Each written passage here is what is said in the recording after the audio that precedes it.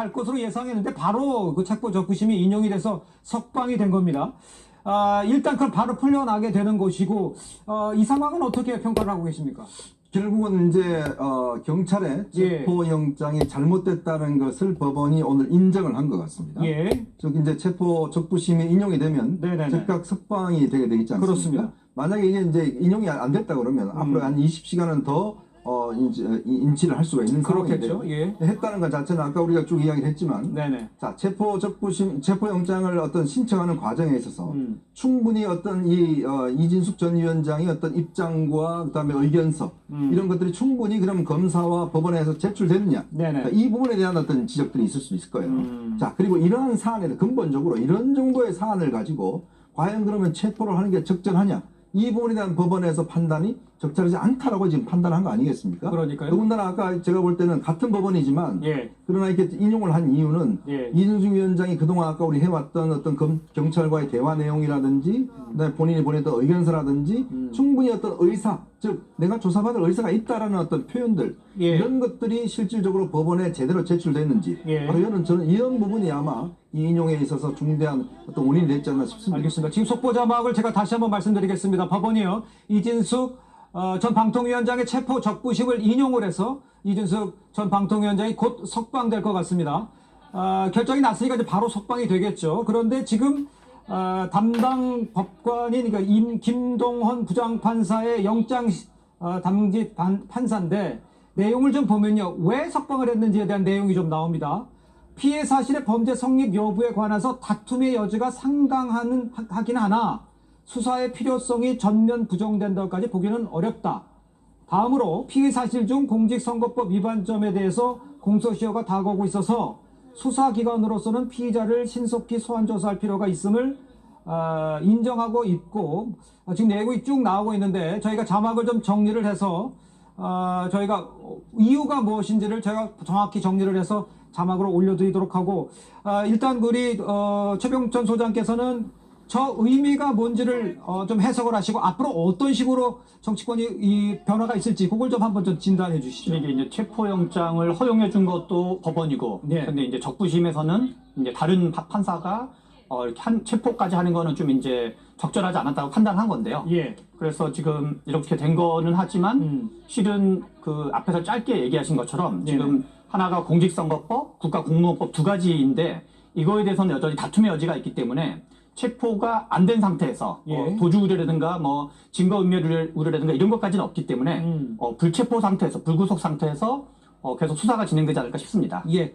윤기천 변호사께서는 보시기에 어떤 의미고 이게 어떤 파장이 이어질지를 좀 설명해 주시죠. 그러니까 체포 적부심은 인용되는 확률이 굉장히 낮아요. 낮았죠. 그만큼 어떤 명백한 체포 사유가 없거나 또는 체포의 필요성이 없던 경우라고 뭐 담당 판사가 얘기한 게 아닌가라는 생각이 들고 네네. 더군다나 이제 제가 아직 보진 못했지만 앞서 언급해 주신 것과 같이 만약에 범죄 성립과 관련된 다툼의 여지가 있다.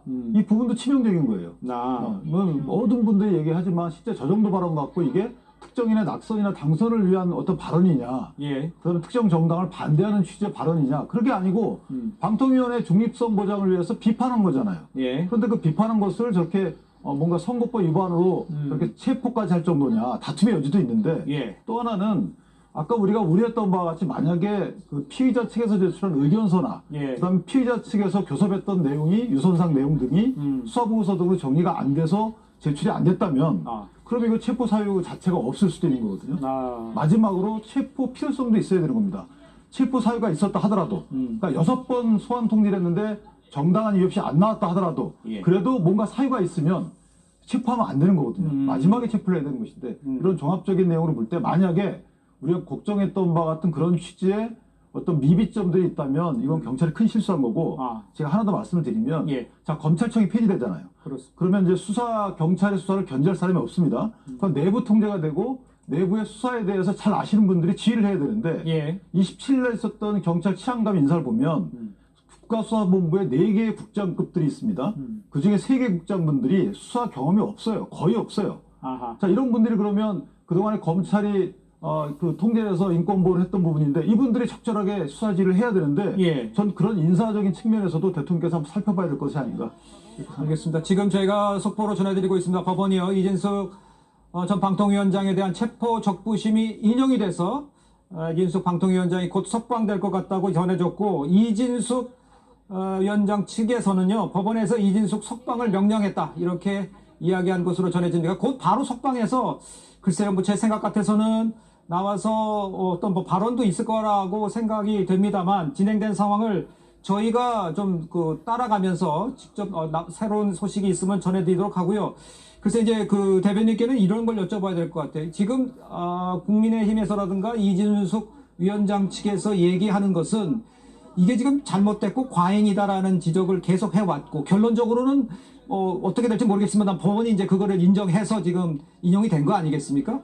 글쎄 이것이 정치적으로는 또 민주당 측에서는 또 이건 어떤 식으로 앞으로 전개가 될지, 이거는 어떻게 보세요? 그래서 이제 좀 있으면 이진숙 전 방통위원장이 석방이 돼서 아마 나와서 이재명 정부와 민주당 그리고 경찰 검찰에 대해서 뭐 성토에 가까운 그런 메시지가 나오지 않겠습니까? 네네. 그런데 이제 분명하게 해야 할 건 있습니다. 경찰의 수사에 대해서 지금 대통령이나 혹은 민주당 그 누구도 이 수사에 대해서 관여할 수 있는 상황은 아니었다라는 것은 명확한 것이죠. 예.